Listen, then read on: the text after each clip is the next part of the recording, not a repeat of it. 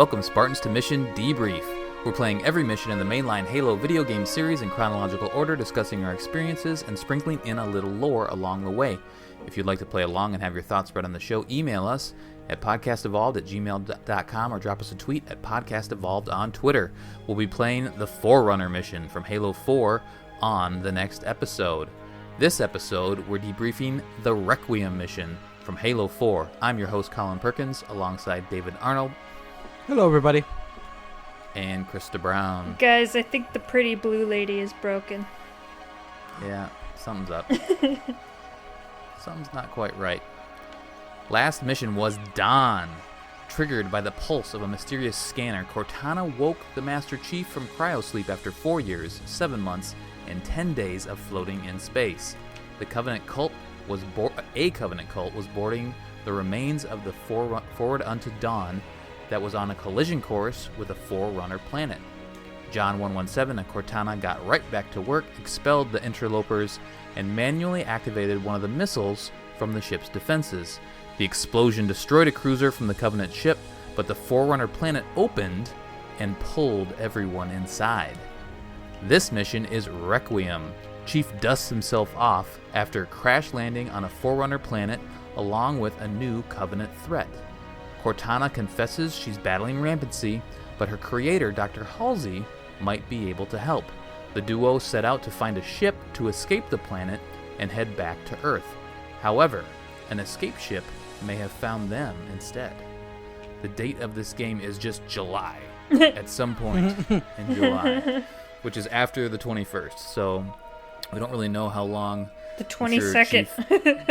Yeah, exactly. Chief, I'm sure, hit his head at some point on the fall. We don't exactly know how long he was out, but he was out for I wouldn't say a very little long. bit. I wouldn't say very long. No. Not like a day or anything. Well, the last mission is, I think, the 25th. So yeah, so somewhere in between there is when he woke up on the planet. But let's talk about this crazy cutscene. You get sucked down into the planet, and then you gotta fall and hit hit the ground at some point. David, do you want to talk through this? I sure will. So the cutscene's kind of awesome. It kind of leads straight off from the previous mission. You get sucked into Requiem. You see the gravity well pulling everything in at the end of that mission. This one kind of starts really fast. Chief just kind of wakes up. Like, you don't really get to see a whole lot. Is that cutscene part of this one or at the end of the last one? Can't really remember. The very beginning of this is just where you see things falling into the planet. Yeah, that's pretty much it. Like, I mean, the Covenant and yourself get kind of sucked in, and you wake up just kind of in the wreckage. And the mission just kind of begins kind of straight away. Well, you have a little chat with Cortana because she's showing the signs of rampancy, and so he really kind of calls her on it. Yeah. And so they have a little face-to-face conversation. He pulls out the chip, and they chat. That's right. These are the old yes. Cortana. Tell me the truth. And then she, Well, one of the things, interestingly enough, one of the things she says during her rampancy is, "We have asked you to give up your family, your childhood, your future," which is Halsey's speech to the kids after she kidnaps them. Mm-hmm. Well, that's pretty cool, yeah. Yeah, we've seen similar types of quotes from Halo 3, right? Yeah, she quoted a lot of Halsey stuff in Halo 3 as well, so. A little bit of a carryover there, which is, I think, a good callback to that, hey, this stuff's still, something weird's still going on. Everything's not quite right, but we'll find out that pretty quickly, so why don't we just dust ourselves off. You can explore this wreckage here. The wreckage is cool. Like, yes, it is. I love exploring this area. It's kind of a big circle area, so it's easy to get lost. You see, some things lit over here. There's Covenant ships amongst the wreckage too. So there's the Forward Unto Dawn. You can find weapons. I highly recommend that you search through this. Yeah. There's some awesome weapon packs. The saw is there, the best weapon in all of Halo, except for the pistol from C and maybe the shotgun from C. But it's so good. I love the saw so much. Do you know the saw stands for something? Probably. Soldier automatic Super effective weapon. I believe I looked it up. I think it was soldier automatic weapon. But anyway, it's an acronym. That's a terrible name. Yeah, it's pretty bad. I think that's just the excuse to call it Saw, because Saw is a cool name, and they're like, Exactly. better make it mean something. Yeah. It's awesome. There's also like cool like interactables too in this kind of area. One is like a Halsey log terminal from 2550, which is pretty cool, where she's like commenting on the fact that Cortana is different than all other AIs, which we know because she was created from a flash clone of Halsey's own brain, off living flesh, which no other AI has ever been created that way. Spoilers. So she's saying, interestingly, that she was able to deactivate her own kill code. So all AIs have like an inbuilt kill code that like, so that. Oh, that's right. So Cortana deactivated her own one, figured it out, and is also was Halsey kind of theorizes that because of her unique creation, that the 7-year life cycle may not actually apply to her. So she's saying it's very curious. There's like some kind of rogue element she describes as being alive in Cortana's code, and she finds it the source of this. She says it's very curious. So I think this log was one of the most important things, and I lost my shit when I first saw this, because I was like, oh my god, this is like awesome. The idea that like Cortana is so different that like she may not have to die after 7 years. And when you think about like all of the mad things that Cortana has done in her very short life, especially from Halo CE onwards, I mean, she's absorbed vast amounts of Forerunner information, and some of it has even kind of sped up her likelihood of going rampant. So like you see all that kind of stuff, and she makes comments in the next mission and stuff like that about like what you do kind of impacts that, and it's like it's very interesting. A little bit further on, so Yeah. we'll stay around here, but I just want to stay with this thread because you know we find out more. There's a conversation that happens a little later where she talks about degrading more, and it's just interesting that you say. So I think what she says is that she was created 8 years ago, and the AIs break down after 7 years, and so that note that Halsey this log that we just found from Halsey, saying that maybe this stuff doesn't apply to her, is just interesting because she also had, to your point, all the knowledge, and then she had the conversation with the Gravemind, and then since then she's been a little wacky. So is this rampancy? I mean, I think it just kind of puts that into question. Like, is that what's going on, or is it the Gravemind stuff? What is actually happening?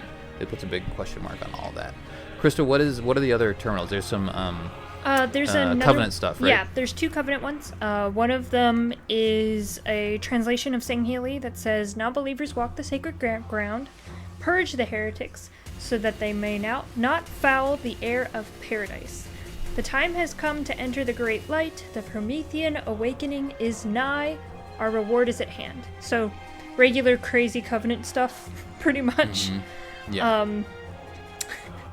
The other one is probably the most hilarious thing I've ever seen in my life. It is literally, you get close to it, and it's literally just a Sangheili in this cadence going, "Didact." Like in a very sad tone. He sounds very sad. I think And apparently Cortana that's makes been an on. interesting remark on it. Yeah, she says cool. apparently it's been on loop for like 3 years.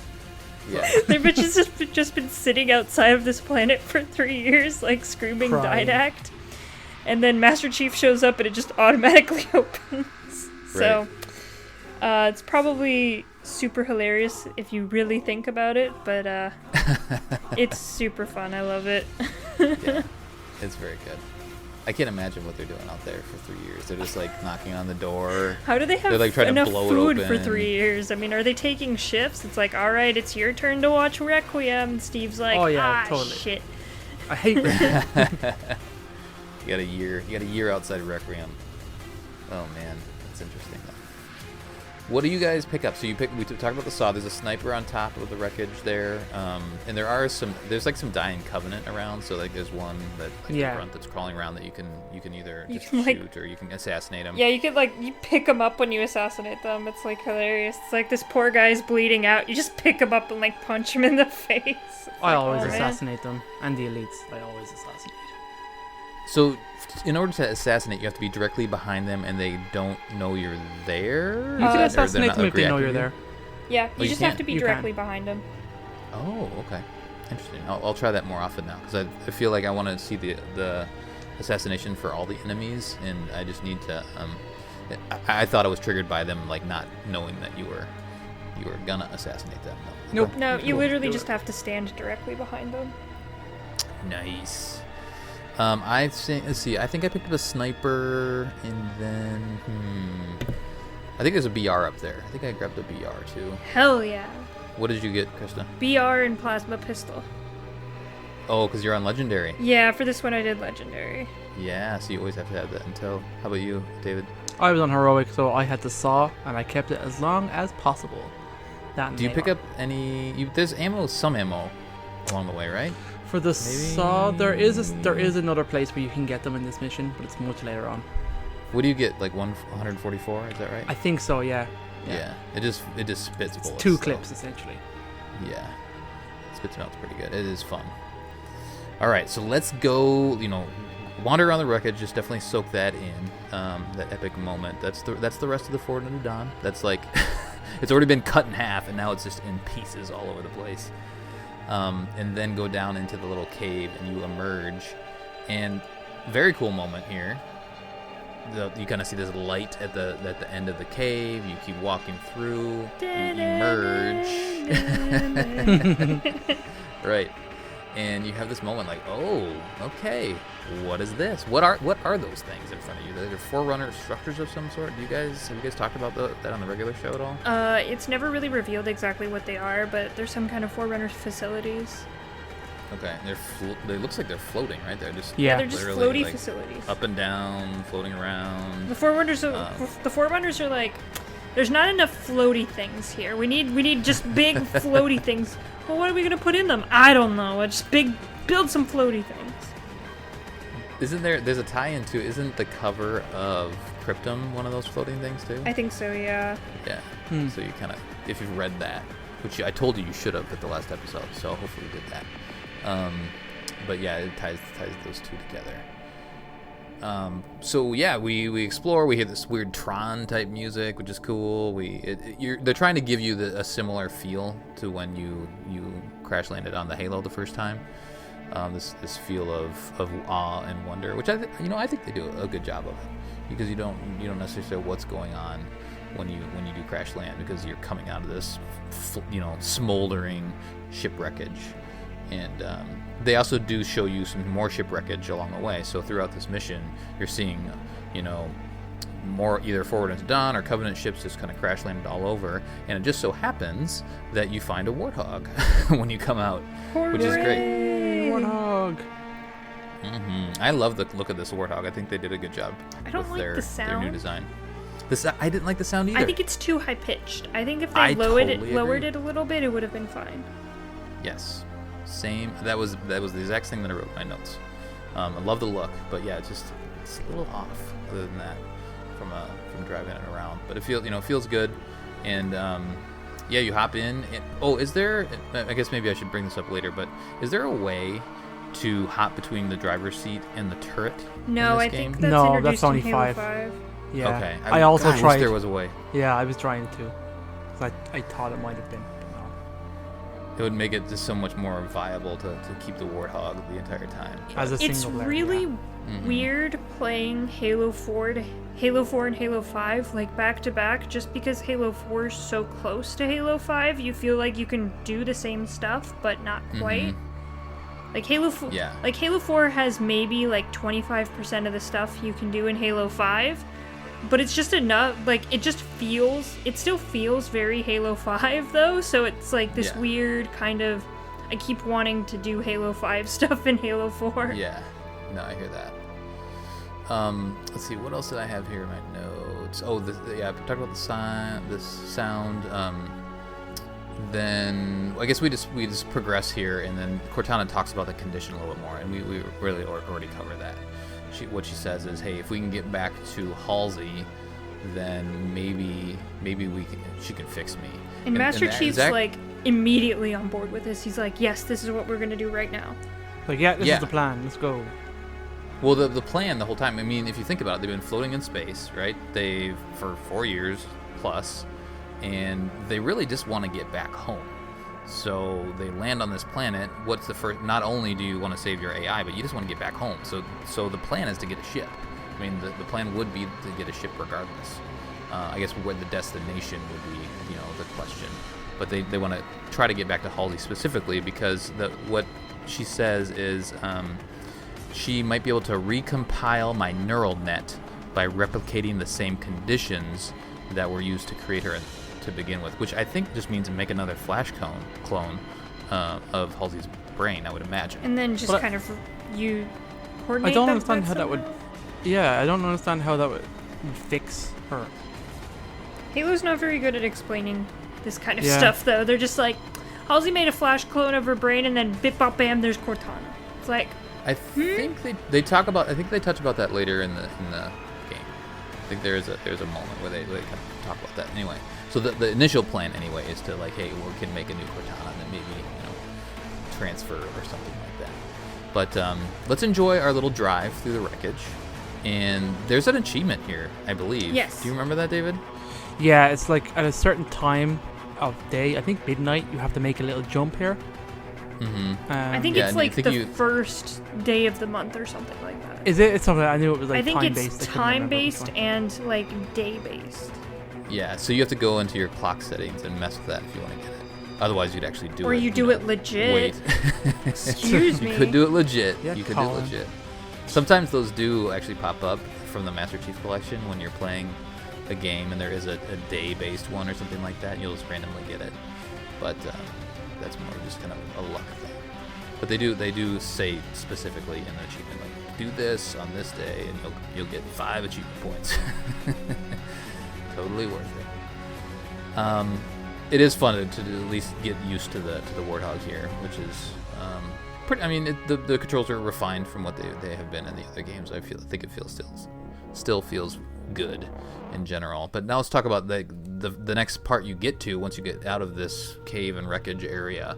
Is now we get to start shooting stuff, and the Covenant have already dug in a little bit, and they have Phantoms dropping people off, and they have their barriers set up, and there's ghosts around. The end goal, I like how open this area is, and you can really approach. You can skip certain things if you want, or you can head down the middle, or you can clear out everything. You really can take any approach for this. David, how are you taking the Warthog? Are you trying to hop in a ghost right away, or what are you doing here? Because I have the saw, and I love it, I play this game where I try and not use the weapon I love, so that I still have the ammo for it, so I can magically use it again. So I took the Warthog and ran over a bunch of dudes and hopped in the back and like shot a bunch of guys on my chain gun and stuff like that. So cool. I do like that. I had some good fun with that, and I also realized, like, on the higher difficulty, they will plasma bolt you and EMP your Warthog real fast. They can rapid charge their shots. So I got EMP'd a lot. So I kind of eventually abandoned it.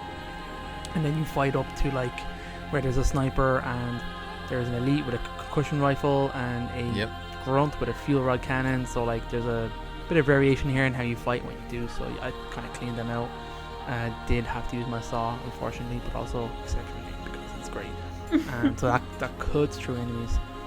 It's pretty sweet. I did pick up the concussion rifle because, like I said in the previous episode, I do try and like this weapon, so I'm trying to use it again. So I did kind of alternate between that and the fuel rod, just to kind of mess around with the last couple of jackals here.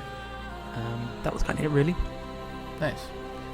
How painful is this area in Legendary, Krista? I'm forgetting.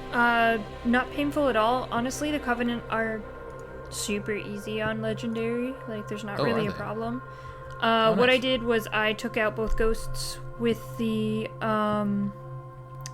turret of the Warthog, and then I immediately abandoned the Warthog and ran to. I sniped some of the jackals and grunts, and then I ran to the right where the spire is. I took out other grunts there, and then stole the beam rifle, which is amazing in this game. Oh my god, the beam rifle!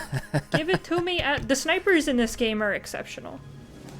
Is it because you can pop it off quickly, or is it just super accurate, or what? It just feels really good. If you remember, like, In release order, the game before this was the focus rifle from Halo Reach, which was doo-doo, piece of garbage doo-doo. The beam rifle from Halo 2 was really good. Halo 2 and 3 was really good, but this one's really nice as well. It aesthetically looks good. I like the reticle for it. It's just kind of like a tiny square, which I really like. I think it's very helpful. But I immediately, honestly, what my strategy is, and it's really funny, so the exit to this has a grunt on a turret. If you snipe the grunt off the turret, the elite will immediately take control of the turret and won't let go of the turret. Oh, he just stays on it. Yeah, which makes it really easy to snipe him. Yeah, so totally. That's what I do for that. Super easy. Everything else is just, headshots for the grunts and jackals. Of course, when I get up there, I abandon the beam rifle for a carbine and a plasma pistol and take out the concussion guy and then move into the cave from there. Nice.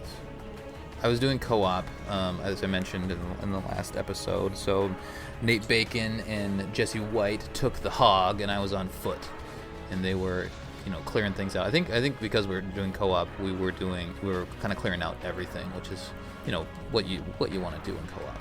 And then I was on foot and just, cleaning up whatever I could. I think I had the long range. I think I had the sniper, yeah, and then my battle rifle, so I was trying to go long range, and then they were going a little more close range. So I did play co-op, and then I also did play solo for the mission, and I did figure out, have you guys gotten the Warthog up on that ridge? No, I know you can do it.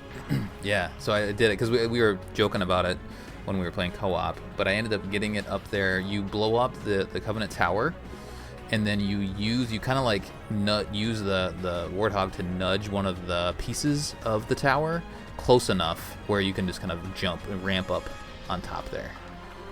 And then you have the Warthog for a little while longer. Actually, a while longer. I'll talk about when I finally lost it, but you can take it quite a ways.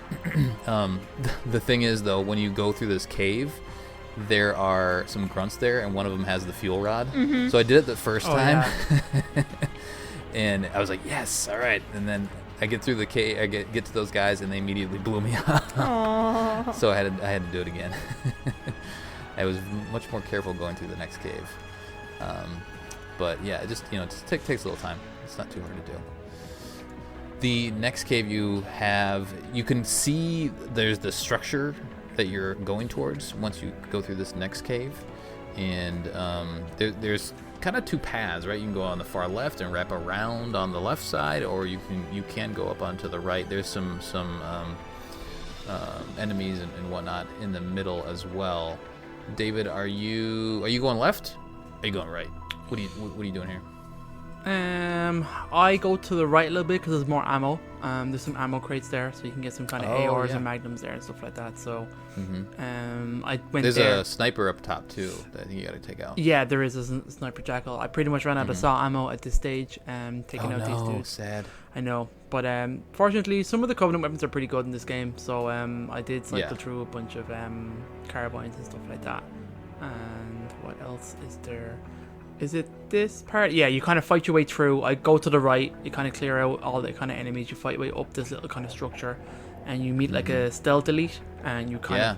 He killed me the first time because I kind of forgot he was there, but he surprised me. So you kill him. You get your armor mod. Yeah, he drops the sword, and you get your new kind of armor mod, which is stealth. And which sucks. Yeah, it's not great. You have to walk real slow for them not to see you. It's dumb. Yeah, it's not the best. It doesn't last very long either, right? No, it doesn't. No. Yeah, I don't think I use that very much at all. We'll talk about. How about we do this when we encounter the next armor mod? We'll just talk about it at that point. So yeah. Okay. Stealth is all we've had at this point, I believe. Krista, do you go left or right? I take out enemies on both sides, but I go left first and then circle around and go right and then go up the ramp from the right side. Okay.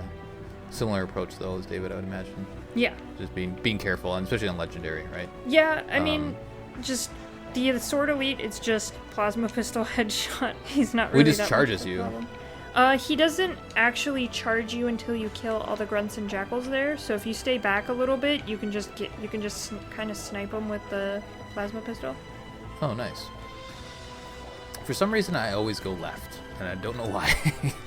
It just feels like the right way to go. Yeah, I just always go left and then just head up. Kind of, I don't know. I feel like maybe I try to sneak up a little bit, so I clear out everybody on the left. There's still Covenant on the right side that I don't always kill, but then I can just take out the Sword Elite up the middle. There is the door activates on the other side, and then this is where we get to the room where we see all these. You see the Sentinels, which we haven't seen yet. Hey. And then the room kind of comes to life, right? It activates. You see all the Sentinels hop up or fly up and fly away, and then all these, I don't know, platforms raise and all like things happen. The room creates itself almost in front of you. Yeah. Something of note in this room is there is another interactable item here. Oh yeah, talk about that. Yeah. So there's a higher kind of platform with an underneath section. If you go to the underneath section and you walk towards the door you just came in from, there is a Forerunner artifact there that kind of explains what the Mantle of Responsibility is. It's Mantle of Responsibility shelters all, yada yada yada. Is it like a reclaimer symbol too? I'm forgetting. It's the Krypton symbol. Oh, okay. Gotcha. We've talked about the Mantle of Responsibility. We have. Yeah, right? and I'll talk about it more in the terminal, because that's pretty relevant in the terminal coming up. Okay, cool. So the room is empty, and you can go. I would go do that little interaction that Chris just talked about right now, because the room gets busy after that. We go and we push a button like we always do. I love how, pretty much all in Halo 4, it's just pushing buttons. It's just pushing a little green button. Pushing simulator. And he doesn't always hit it right in the center either. It's like he just uses his finger and just smashes it. Do something. I believe we get a little cutscene here, do we not? Yeah, we do. Yeah, we David, do. you want to take it? Yeah, we got a little cutscene. You were in a cartographer room, because we love cartographer installations and the word cartographer. Exactly. So you have a little interactable. So I love how Chief interacts with the environment here. You actually see him push buttons and do things. I always kind of appreciate that about Halo 4. Mm-hmm. And there is what else is kind of happening here? Sorry. Chief inserts Cortana very handily, so I think it's great that their little chips are perfectly fine. There was a USB-C, or what are we on now? Probably USB-Z at this stage, I'd say. So USB-Z is in effect, and Chief can just plug in Cortana, and she projects herself up and kind of starts asking the system, say, we're in a cartographer. This is where you figure out that you're on Requiem, so you get the name of the planet you're on. And she explains it as like a hollow planet, essentially, in terms of like you're in a section of it, you were sucked inside, and so you're like on the kind of inner surface. I think it's not really kind of well described. You're in a shield world anyway. That's what outer surface. Maybe. Yeah. Anyway, continue. So she explains then there's like a signal. Is it that they're picking up a weird signal and it's coming from over here in this location?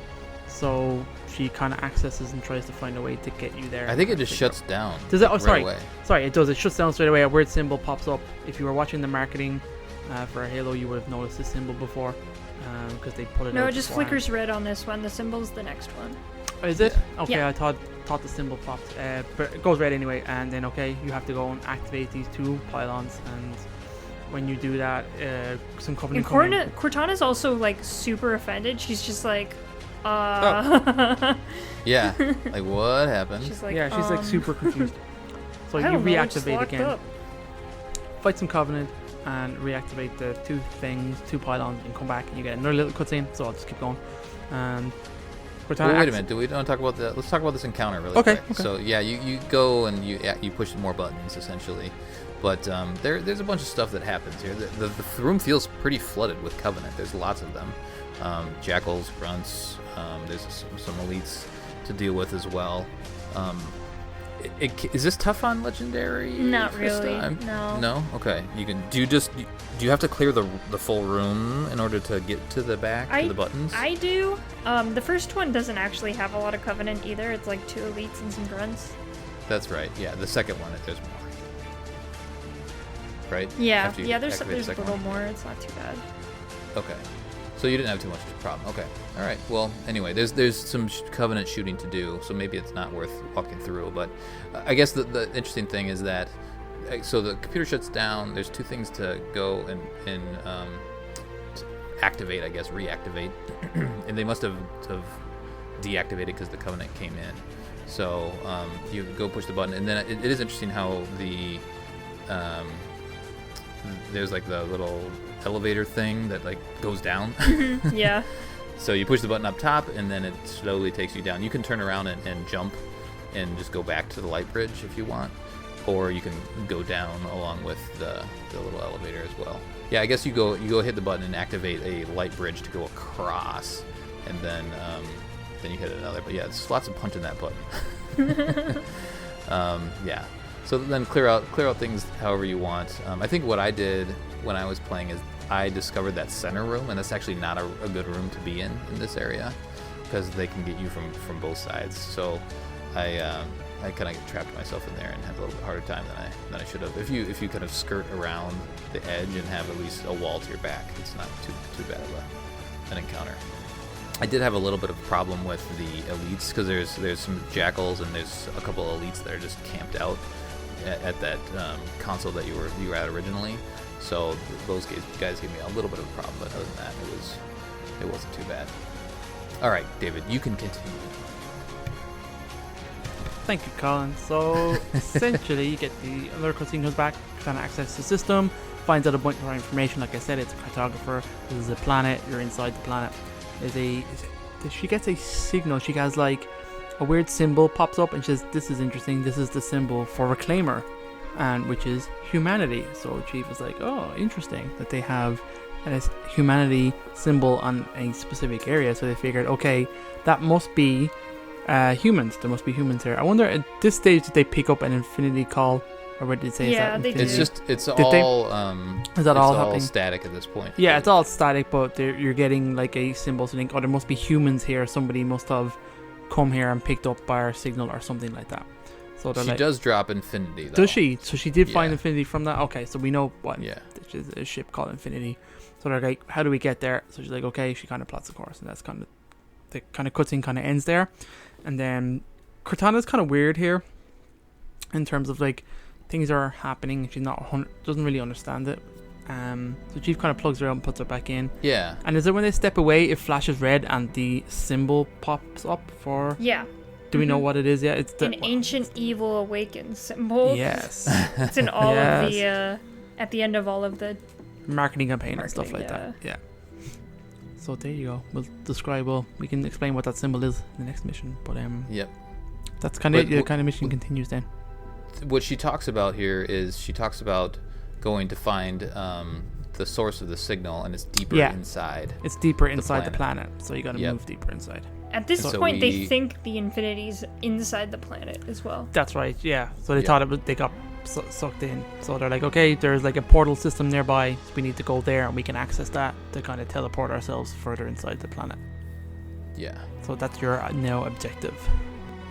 Yep. That's your new objective. So grab Cortana, plug her back into your brain, and then actually as you're walking away, I think there's maybe some more red stuff going on. So you're just like, everything's kind of mysterious right now still. The next area, you can pick up some more armor mods at the next area. There's a hard light shield. Fuck that. Oh man, I love the hard light shield. Really? You move so slow when it's activated. But I love it. I use it so many times just to kind of deflect things, and things bounce off it, and you're pretty much invincible with the hard light shield. It's amazing. So do you use it when like your armor shield is low? I do, is that the best time to but use like it? I also like using it when I see something coming, and I'm like, you know what? I'm not going to run it away from this plasma bolt or grenade. I'm just going to hard light shield. And I've even stopped and had an amazing moment of a raid shot. So a raid shot came in, I just popped the hard light and it blew up around me, and I was like totally fine. It was epic. It was a wonderful moment. Hard light shield is just Halo 4's armor lock. Yeah, pretty much. But you're a lot more weaker, obviously, because enemies will shoot you from the sides. And behind. And behind you and stuff. So like it's good, and it doesn't last very long. So you got to be careful, because very often I'll pop it with no shields, use it to defend myself a little bit, but you've got to retreat and get into cover, because as soon as it drops, you've no shield, you can't activate that again because it's got a cooldown, and you're dead. Oh wait, it takes away your own armor shield? No, no, he's it saying doesn't, if but you you- activate it with Oh. your shield. Yeah. Like, if you I activate see. it with your shield down, it doesn't last long enough for your shields to recharge behind it, I see. if you get Okay. me. So, Gotcha, like, it's gotcha. only a very short-term measure. Okay. And if you think about, I think Chris already mentioned the last game that was released was Reach, and a lot of these are continuations or refinements, I guess, of the armor mods from that game. Yeah.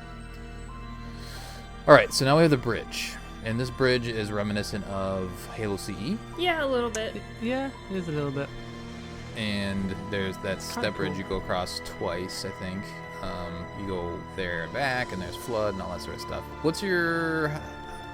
This bridge I'm not a big fan of. Oh, I love this. This is I a cool love moment. this. You get a banshee.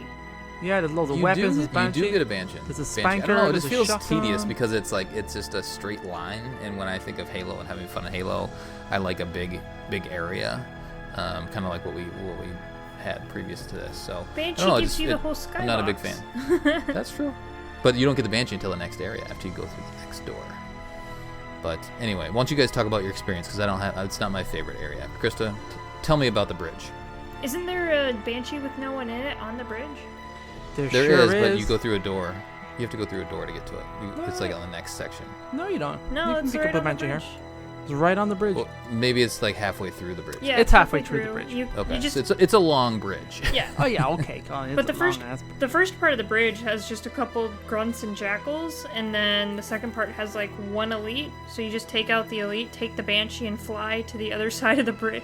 I always take out the Yeah, other you can do banshees it. because I like to. Yeah, straight away. You And then gotta I fight through take the out banshees. the elite guarding the door on the opposite side, and then I He just has a go through the concussion door. Yeah. Can you I- take the banshee through the door? No, No. I've tried. I've tried Oh, so hard that you can't do it. sad. Too small. And there's also a Spanker rocket launcher here, which has lock on again, which is kind of cool. There is also a shotgun. So the shotgun in Hey. Halo 4 is really good. So I'd say they brought it back a bit. But there's nothing to use the shotgun on. Well, in the next section, there's plenty of enemies to use the shotgun on. Shotgun is for flood only. Change my mind. Okay.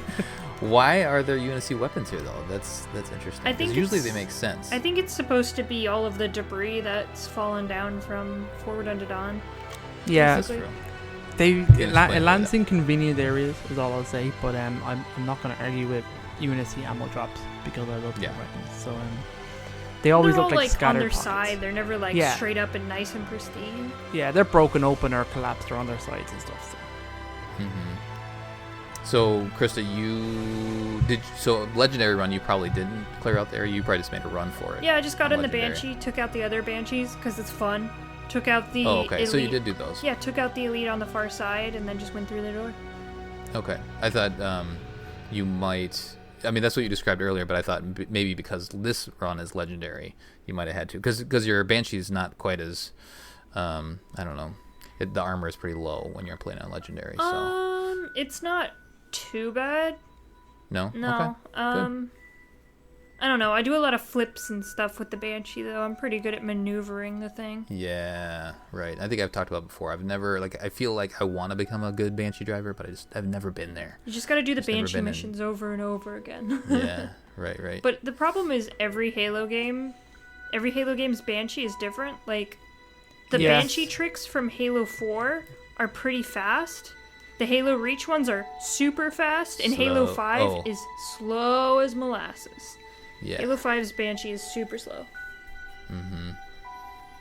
Let's go to the next area because we're getting close to the end. So you go through the door, and then this I like this area because it's wide open. So Yeah, this is I- pretty cool to kind of fight to it feels like you're fighting up the control room kind of stuff. It's a Yeah. cool layout.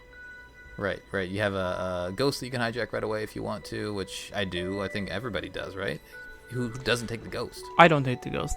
What? No way, man. There's on your left and on your right. On your left is fully equipped saw, and on your right is a spanker rocket launcher. There's shotgun, battle rifles. Oh my god, man! There's Yeah, there's every a lot of weapon you ammo. need right here.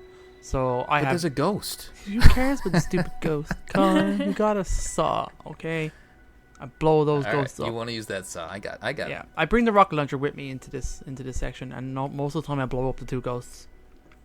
Try and Okay. assassinate a ground, and then take out the turrets. Yeah, those turrets are kind of a pain Yeah, if you don't focus on them right away. Krista, anything different on your end? I always snipe the grunt out of the ghost, and I think I picked up the ghost a little bit just to kind of take out the enemies on the ledges and on the turrets on either side, and then I think I took out the other ghost. There are 2 ghosts. I used one ghost to take out the other, because it's the easiest way to get rid of them. Sniped a couple enemies and then abandoned the ghost. Yeah. I took the ghost up, and I think you can get the ghost through. You just have to, like, cut the wings off. Yeah, it's annoying, though. But that's annoying, yeah. 'Cause there's a blockade here towards the end. But you can, gonna go into the bottom section of the structure. You wind your way up. There, I think it's a stealth lead up here, with too. the sword.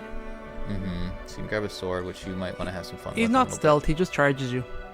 Yeah. Oh, he just has a sword. Also, on Legendary at least, any ammo damage doesn't stagger him, so he'll always run straight at you. So you gotta be... Oh, really? Oh. Yeah, you gotta be fast on the plasma pistol battle rifle combo. Gotta be efficient. There's some needlers up here in this area, and I think I picked those up a little bit too, because there's some like groups of Covenant, and the needler does good things in groups. We can't. Did we talk about it before? We can't dual wield anymore, right? No, we lost control of our other hand. So the upgrades, the nanobots. It's the nanobots' fault, really.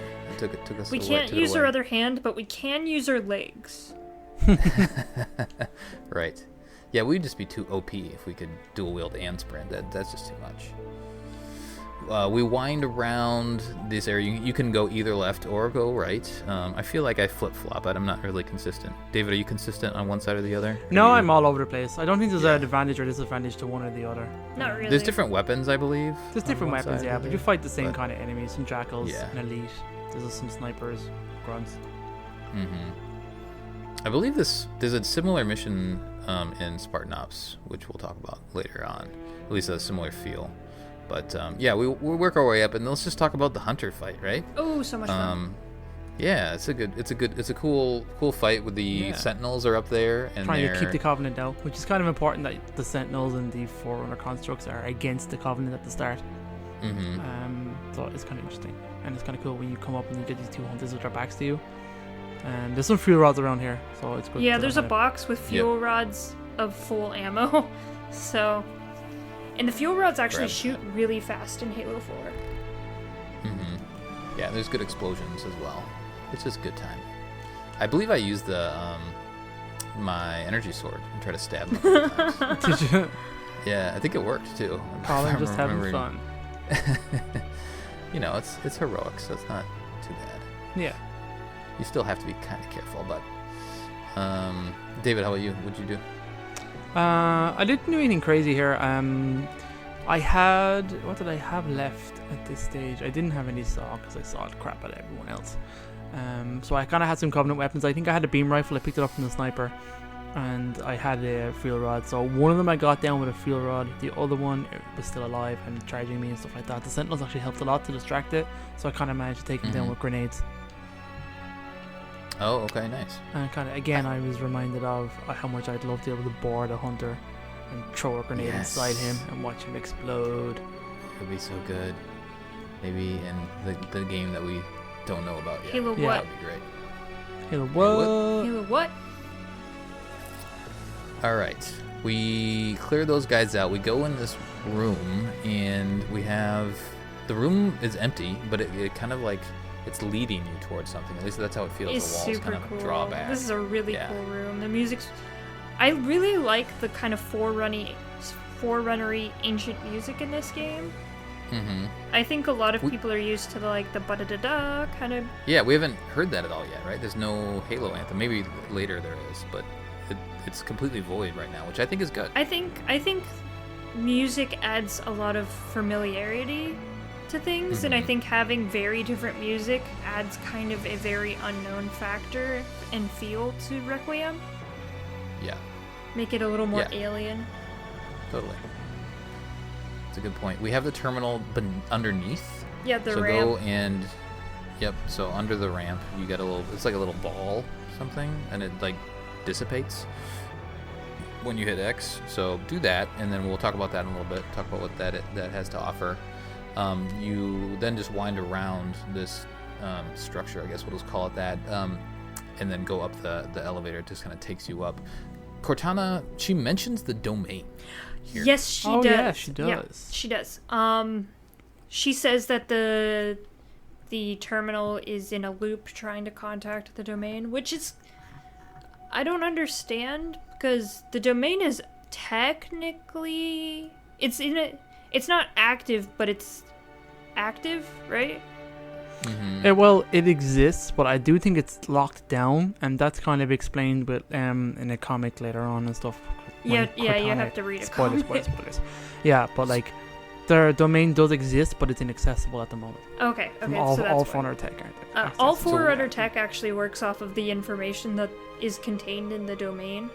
So all computers and systems and stuff want to have access to the domain because it's pretty much super alien, galaxy-wide internet. Yeah, that's what I was gonna say. It's like an all-knowing server on the internet. Yeah. pretty much. It has like thousands and thousands of years of information and technology, and it's just a huge wealth of information. Yeah. It's important to know in the game. Well, not super important, but it's mentioned more in the extended lore, extended universe, and the comic books. They talk about the domain quite a bit.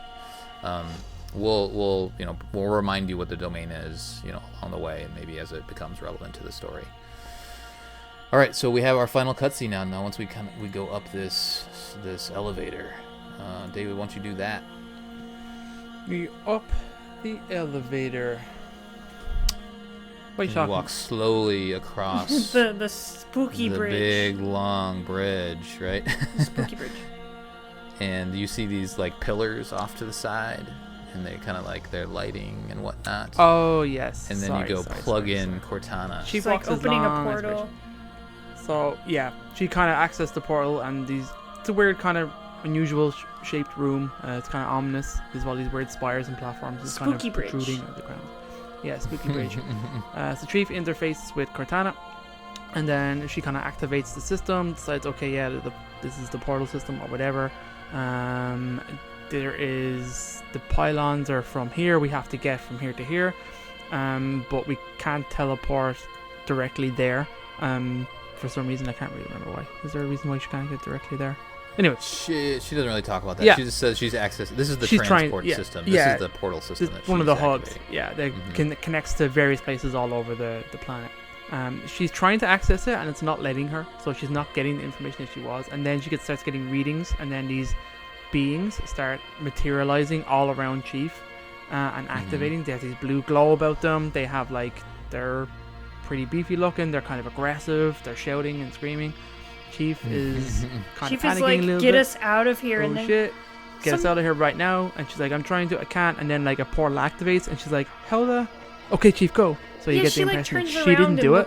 Looks at the, looks at the thingies, and she looks really confused, and which is weird. It's very uncharacteristic for her. Yeah. So obviously the portal activated, and then Chief drags her out and jumps into the portal. The end. The end. Yeah, she does. The reclaimer symbol pops up again, and she mentions we just talk about humanity because we kind of know that's what reclaimers are. And then then we do the portal. The portal thing is a little weird to me in Halo. It's just kind of it's integral in the story. Like, you need to just accept that portals exist, and this black thing will show up, and you jump through it, and you end up somewhere else. If you've played the game Portal, you know what a portal is. Previous games have some sort of a transportation system, like Halo CE. Cortana will just drop you in a spot, but you don't actually see the portal itself. But it's just this quick transport Forerunner tech that exists, and there's not a whole lot of explanation about it. Do you guys know how it works? Not really. No, not really. We do know that we have seen similar tech in Shield Worlds, in the extended lore. So this isn't anything new to the Halo lore. Forerunners just kind of use this technology to get from place to place. And the Forerunner stuff is so enormous that you kind of need this to make sense. Yeah. You need some sort of quick transport. So they've built that into the lore and the technology of the Forerunners, because like the shield world is huge. I don't know if we'll talk about that at some point. Probably at some point we'll talk about this, how big it actually is, but it's enormous. And yeah, you just got to get from point A to point B. And I don't see a car around beside the Warthog. It's gonna take you a while. Yeah. It's gonna take you a while. And what this portal does is it takes you to what we were talking about is this is taking you to the core of the planet. And we'll talk about that in the next episode, which is pretty cool. Pretty cool. All right. Any trivia that we missed, David? Very little, and I'm finding not a lot really around Halo 4 and the specific missions. Cortana starts the line Cortana's line regarding the level's terminal is not used after the first playthrough unless all Halo 4 is removed from the Xbox 360 system cache. The terminals on this and all subsequent levels are likewise absent from subsequent playthroughs. However, on the Xbox One, through the Halo Master Chief Collection, the line can be played again regardless of playing Halo 4 multiple times. So you'll see interesting things crop up, and I'll mention that in the next mission with something else that originally only happened once but will happen multiple times in Master Chief Collection. Which I really, really liked, honestly. Yeah. Like, Halo 4 was like, the first time you play it, this one thing will trigger, but even if you restart the game and start it new, you can't ever trigger it again, which was really annoying.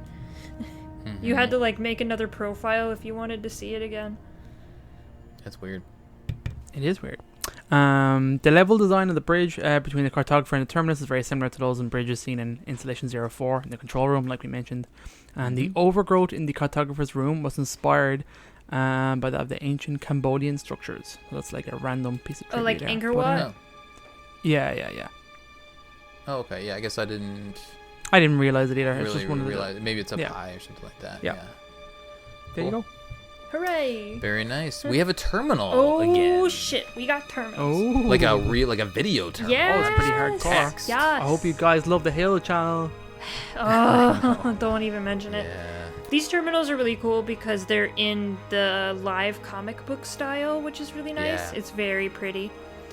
Yep, very good. And I feel like it adds a little aura, I don't know, mystery around them too. Yeah. It's also like these cutscenes will always look really, really nice just because of the art style isn't realistic. It's very artistic, which I really like. So this one doesn't actually contain too much, but it sets up a couple main characters. We are introduced pretty quickly to a big chamber room where a political discussion is being had between the librarian, the didact, and the master builder, or his actual name is Faber. So the interesting thing about each of these characters is the Forerunner has a caste system where you know, warriors are a caste, and people who engineers are a caste, and stuff like life workers. So the librarian is the head of the life worker caste, kind of caring for other species, animals, and seeing prosperity in that way. Very much I think it's kind an of like interesting doctors, thing. medical stuff. Yeah, I was listening to Greg Bear's take, and he explains them in the first book, Encryptum, and it's just kind of like taking all the professions that we have now and kind of distilling them into, like, I don't know, for lack of a better term, like columns of work. So life workers are like doctors, veterinarians, like zoologists, kind of like that. Yeah. Scientists as well, I suppose. Like biological science. Yeah. The didact is the Promethean caste, or the warrior caste. Like the warrior. Mm-hmm. Yeah. So he of course oversees all kind of warfare and stuff like that. He's a master of warfare, ship to ship, combat, stuff like that. So he has warriors and other tools at his disposal. And then the master builder Faber they're pretty much the technology guys. They're engineers, they do technology, stuff like that. You won't, I'm not sure if they reveal these in the terminals, but Faber is very important because he's the one who built the Halos. Cool guy. I don't think it's addressed in the terminals, so I hope that's not a spoiler, but I think it's pretty important just to get kind of context to who all these people are. The librarian and the didact you might remember from the crazy Halo 3 terminals that we just kind of went over. Well, let's just talk about that really quick. Sure. Like, so the shield world was the didact's idea. Yeah. and the Halos were were favors. the Master Builder and Librarians. Yeah, so the Didact and Master Builder Faber are actually political enemies. They have two very different theories of how to protect the universe. The Didact with kind of, more of a... Faber's more of the sword, and Didact's more of the shield, kind of. Faber's all about weapons, while Didact's all about, creating safe havens. Well, and also Didact's about protecting the Forerunners specifically. Yes. Yeah, and like He wants the Forerunners to continue to destroy the mantle. he wants to use tactics and stuff like that. Which so does to kind Faber, of but outthink. he kind of wants to do it through force, and Didact wants to do it. And things kind of change as this goes, and you'll kind of see a character change in all of these, in everyone. But in this cutscene, in this cutscene, they are having a roundtable discussion. They are talking about enemies moving deeper into their territory. Should we eradicate them, or should we save them?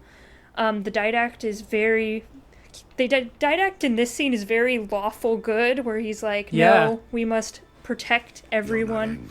We must Follow the protect the mantle. How could we just kill all of these people when we're supposed to be protecting everyone? And he's kind of taking more of a defensive instead of offensive to this. We kind of find out in the next one, but the enemy that they're fighting is actually humanity. Humanity is kind of invading Forerunner territory very aggressively.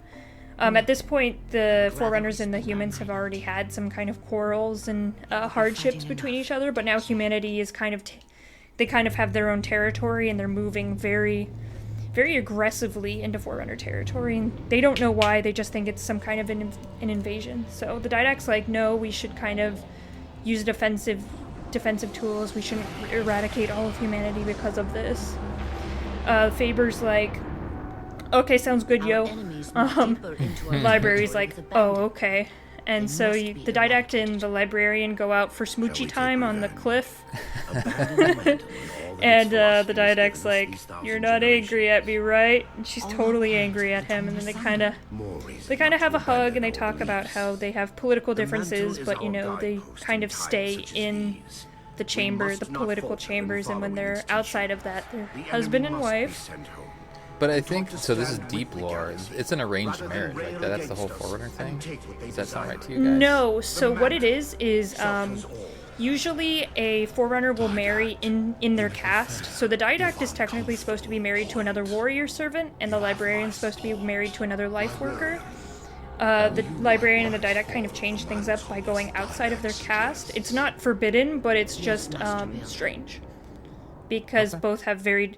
Because you're put into a caste based on, personality, level of intelligence, personal goals, history too. Like if your dad was a certain class, then you would most likely be that same class. And also just morality. Like everyone kind of has a different sense of morality, and that's kind of why they're in different castes and kind of can represent that. It's very similar. It's like modern day politics, but with like five other parties. Mm-hmm. Yeah, true. But yeah, it's just strange that they're together. But they're talking, they're being all lovey-dovey, and the Didact's like, should we go back? And she's like, nah, man, you're with me. But they do mention Requiem. The Didact's going to be departing for the Requiem, and then he says his Prometheans are already there. And then it kind of ends there. It's just a very introductory one. There's not much deep lore. We'll get into the deep lore later. These terminals get more and more interesting as you get more and more into the lore, right? If you watch it not really knowing anything, you're like, oh, okay, interesting. Doesn't give you a whole lot of context, but it gives you, it's like a rabbit hole to dig down into. Important to the story, no doubt, but it's also kind of on the periphery for what we're doing right now in this moment with Chief. Mm-hmm. So that's it for that. Hooray! Good terminals again, not novels. Thank God. Right. Yeah. Let's do community stuff, and we're running kind of long. Let's community and get out of here. GTFO. Facebook is up. David, what you got? I got some stuff for you. So, Colin Perkins, moderator, July 3rd at 4:32 p.m. The mission, Requiem, from Halo 4 was meant to evoke a similar sense of wonder as Halo from Combat Evolved. Did 343 succeed? Open brackets, question for mission debrief, close brackets. So what we got here is Tyler. Personally, I think 343 succeeded with the sense of wonder. Excuse me for a sec. That was just cough off mic, don't worry, we'll start again. Tyler. Personally, I think 343 succeeded with a sense of wonder due to the first time the player is on a Forerunner shield world. While I was playing, I couldn't wait to see the depths of Requiem. That's pretty cool, I was impressed also. Matthew says I would say yes. The moment you exit the remnants of Forerunner to Dawn and the Covey ships and you're looking out onto the Requiem, amazing. I was blown away with how far they were able to push the 360. There was even birds flying in flocks in the distance. That's right, they do move in herds. James Whitmarsh, everything was going smooth till I saw those terrible 343 elites. Oh, James. Oh, man. It's an art style thing. Yeah, I think so. Jesse White says, did you dawn already? Yep, it was a question about the Corman. Oh, yeah, you can skip that. Okay, you were having conversations. Not related, guys, come on. Sam Alexander, the part where you gaze upon the massive imposing Forerunner machines and empty value before you get the hog is absolutely Keanu Reeves. Like, aka breathtaking. Kyle DeFredo says, not at all. The only thing I wondered was why the Warhawk sounded like a moped. On a serious note, Halo the mission did a great job of showing off the Halo ring, because most of it had a huge skybox opening when you were looking out over the cliff. I know what he's talking about. It was a holy shit moment. The only impressive part that I can remember is that you see the Forerunner structures after coming out of the first canyon. The rest of the mission is pretty linear, very narrow canyons where you don't really see much Requiem at all. I can agree with that. It does have that one moment that it shows you, but then it is, Halo's a corridor shooter still in some cases. Lucas Fritzer, not necessarily. Halo was a very non-linear level. This level was very linear. It looked pretty though. Halo has I think, yeah, okay, I know what he means. Brian Yap says, to me, it felt like every Halo gives a sense of wonder in their own ways. Well said. James Goodsell, no, because there was no Marines to keep you company. Halo 4 was a lonely disappointment with useless attached characters with no focus or plot, and they ruined the Pelican. Boo! All right, James. Wow. All right, James. We got a Bungieite. That's okay. Among us. That's okay. I can understand where he's coming from. Yeah. Visually, I was impressed though. Our last comment is Alan Alcorn. I love the view of coming up the hill and seeing the massive Forerunner structure in the clearing. It seems like they hit a chord with that one image. Everyone kind of comments on it. The strings in the soundtrack coming in, you just knew this place was like the original Halo, epic, ancient, and alien. It's pretty cool. There you go. Very nice. Thanks everybody for chiming in. Krista? All right, I have the same question. How bad was Discord? Yeah. How bad were they? It was okay. Were they nasty? You'll kind of see through the responses that Halo 4 isn't quite as loved as some of the previous Halos. It's just kind of a thing. There's definitely a disconnect between Bungie era and 343 era, and you can kind of point out who's into it and who's not. Yeah, right. Exactly. Not saying that the people with negative comments on this are completely against 343. Most of them really like 343. Because most people in our groups like 343 because we talk about modern day Halo a lot. Well, right, yeah, because we're all still talking about Halo. Yeah.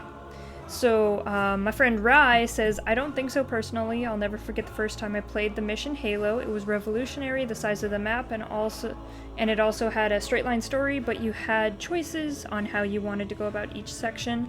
I'm still finding new ways to attack those missions after all these years, whereas Requiem for me was just another linear map with no real exploration elements. Min says basically what Sam said. The initial reveal of the Forerunner pillars is underwhelming, seeing that you can't even see half of it. The scenery is pretty generic and also made me really feel like I was just going button to button, but it also feels way too long. Just as a note, if you look up in the sky when you're on Requiem, it's blue, but you can kind of see the top of the planet, which I think is super cool. Mm-hmm. So you can kind of see like metal stuff. Monk says, I don't think they succeeded. I remember enjoying the level, but never got the wide open, awe-inspiring feeling that I got from Halo. And then Redacted says, coming out of the cave and seeing the huge Forerunner pillar was amazing.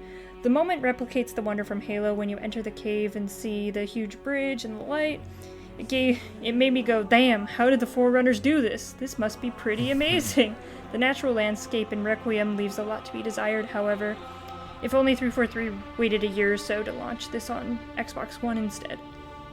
Which it would be 3 years, because Xbox One was 2015, this is 2012. I think that's too long to wait. No, Xbox One was 2013. 13? Oh, okay. This is 2012. Yeah, that would make more sense for them to... Halo 5 came out in 2015. That's what I get messed up with. And that's about it. Yay! It would be interesting to hear how... So, when I think about Halo 4, this was one of the first games that I played when I was like fully onto the hype train and all that sort of stuff. I went back and played all the Halos before I played Halo 4, but I hadn't played them all at this point. This is kind of my jumping on point. And I have fond memories of this moment. So it would be interesting to hear if other people that are newer to the Halo universe, if they played only 4 and then went back, and what their thoughts were from this Requiem mission versus Halo CE, just to kind of get that different perspective, because I feel like a lot of people are longtime Halo fans that are comparing that moment, when they first played Halo. But like for me, this was this wasn't my first Halo, but it was kind of my first, because this is when I really just decided to dive in, right? Anyway, just something to think about. I remember that moment fondly from my first playthrough, but in subsequent playthroughs, it's not as impactful. Yeah. Yep, that's true. Okay, I think we're done. I think we're done. All right, let's be done then.